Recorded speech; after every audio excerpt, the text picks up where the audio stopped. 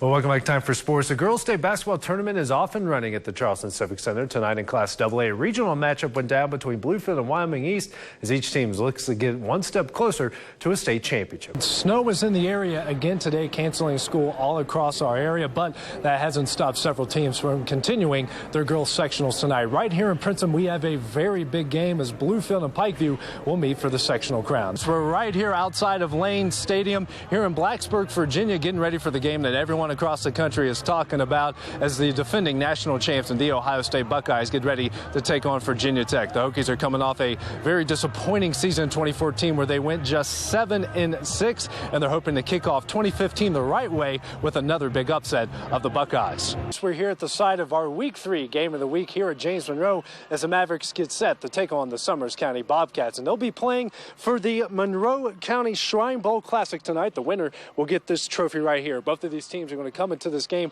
with unblemished records, and they're both hoping to stay that way tonight. We're here at Independence High School, the site of the Week 4 game of the week. Shady Springs is going to make the 15-mile trek across Raleigh County to come here to the home of the Patriots. The Tigers have had advantage of this series as of late, but the Patriots are looking to turn it into their favor tonight. We're here at Mitchell Stadium, the site of the Week 10 game of the week, and we certainly got a good one for you. Two teams in Class AA ranked in the top 5. The host Bluefield coming in at number 4, and James Monroe coming in at number 5, and we certainly are going to have a very entertaining game going down tonight. Well, hey, Colin, it looked like the season was lost for West Virginia after their first 4 games in the Big 12, all resulting in losses. But last week got a win against Texas Tech, and today came out firing on all cylinders in their win against Texas, quieting the critics and getting their second win of the Big 12 season.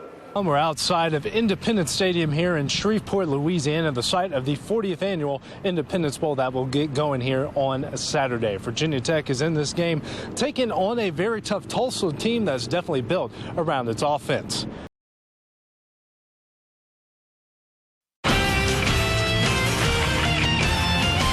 Welcome back. Time for sports. Day 2 at the Boys State Tournament featured several area teams. We start off with the Beckley Flying Eagles, who are the most storied tradition in Class AAA, and this afternoon they started their quest to add to the banners, taking on Martinsburg. The Flying Eagles looking to avenge the 2013 state championship loss to the Bulldogs. Second quarter, a battle here for the loose ball, and Martinsburg's Jarrell Jones gets it for the putback. He would finish with 16. Then Chris McAvoy is going to drive and get the floater. He would finish with 4. Back come the Eagles. Brent Osborne is going to drive into the lane and get the floater. He would finish with 11. Then Corey Akert down low to Noah Hancock with a nice turnaround one-handed shot. Flying Eagles up 3 at the half. Bulldogs trying to keep it close. Villa for 3. He would finish with 17 points, but Noah Hancock would take over in the second half. The turnaround jumper in the paint. Then Hancock's going to get his own rebound. The tough shot off the glass for 2.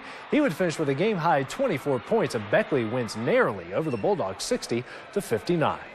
I mean, you can really never count out a Beckley team. I mean, these coaches, they drill us every day in practice, and we hate it most of the time, but, I mean, it's worth it in the long run. These guys should feel like they have something to prove again. I'm going to get back on that. Whenever people feel that way, it's a challenge, and it should make you step your game up. Beckley will take on Parkersburg South tomorrow night at 5:30. The other AAA game featured Greenbrier East taking on defending champs Huntington. Early on, it's Deshaun Congleton for the Highlanders. He's going to hit this short jumper as Huntington tries to take the lead. Back come the Spartans. Seth Brown, after the nice pass from Ty Walker, is going to drain that 3. Spartans still in control. Tyler Canterbury. The long 3 off the feed here from Christian Ortiz as an upset looks like it's about to happen. And Ortiz getting it going, gets this nice silky fadeaway. A lot of arc on that shot. He would finish the game with 21 points. And Congleton for the Highlanders is going to get a fast break dunk as Huntington takes the lead. Then Ortiz, the skip pass here to Brown for the 3, but Huntington would go on to win this one 82-73. Well, I've been a part of this varsity team for 3 years, and the past 2 years we've lost to South Charleston twice.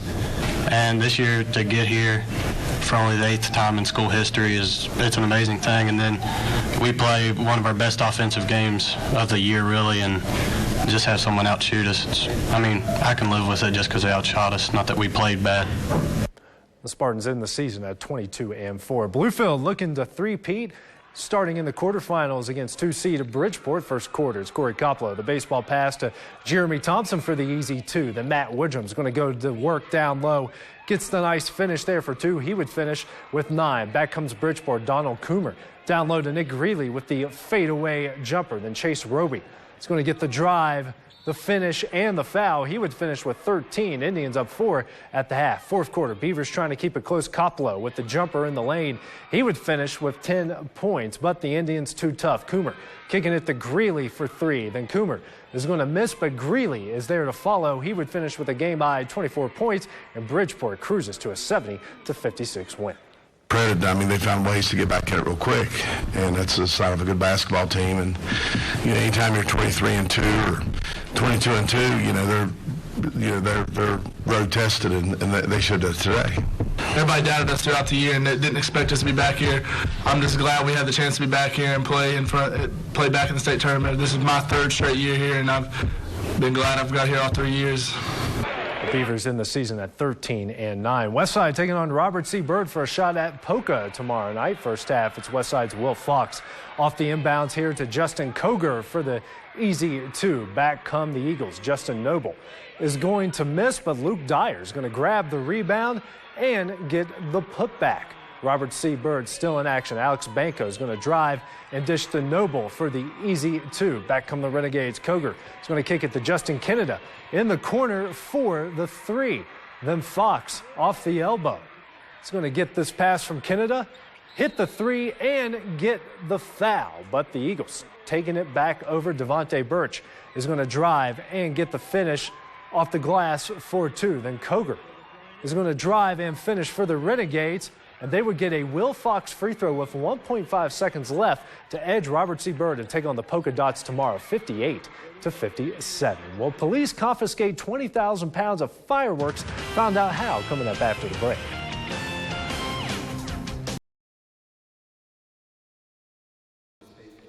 Since Omar Reed left the area back in 2010, a lot has changed. But unfortunately for the Bulldog basketball program, things have taken a turn for the worse, which is the reason why Reed started his own basketball camp at the end of June. I was speaking to a friend, and unfortunately he said, basketball's not doing too well this year. And I said, oh, okay, what's going on? He said, well, they haven't won a game. I said, well, what's the record? And, I'm thinking maybe 0-4, 0-5 or something. He said, I think they're about 0-20. I said, what? His focus of that week was to teach the over 60 kids at the camp basic fundamentals and give them the tools they can use to improve their game. There has to be more challenge and more foundational skills given at a younger age.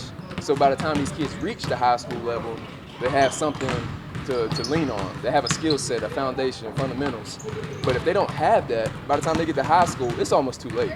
Since his playing days at Bluefield College, Reed has spent the past 6 seasons playing overseas and for different NBDL franchises, and he hopes kids in this area can use him as a role model. I want to motivate some kid at this camp, some kid that maybe reads a newspaper about me or anything like that, to do more and above and beyond what I've done. So that's my goal, to just motivate somebody, show them that it can be done. It's not where you're from, it's about where you're going.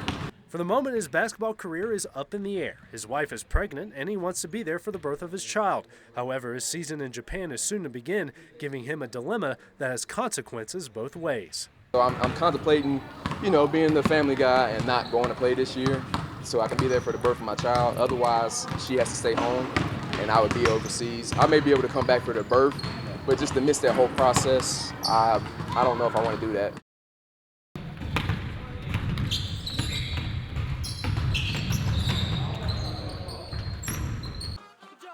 The 2015 game plan has been simple for Independence: get the ball to Chris Mills, and so far that's worked out to a 3-0 record. I always want more. I always want more. I want my team to win. And if it's on my back, it's on my back. I just want to win. That's all we're looking to do here. The Patriots have used him in several different ways, including the Wildcat, giving this team several options to be successful. I think after the first game, second game, they started keying on me more. So coach is just really trying to find more ways to have an advantage on the other team. And me and Brent stayed back there with sharing the snaps. It really works out, I believe. He will be a big factor for this team on Friday night when rival Shady Spring comes to town, and his head coach will be relying on his leadership and toughness. And hopefully we'll find some room for him on Friday night and let him do what he does and try to get some yards and get down the field and hopefully scores a couple times. Mills is also a star on the baseball diamond, but he says right now he's not worried about that. That's a tough one. Right now I'd say football, baseball season I'd say baseball, but it's whatever's in season really. I love both of them. Independence hasn't seen the postseason in quite some time, a trend that Mills is hoping to change in 2015. That's what we're working for. It ain't happened since my brother's freshman year, so that's probably about 7 years ago or something like that. And it's really something we want to do. It's what we've wanted to do here, and we got a lot of support, and we're ready to do it.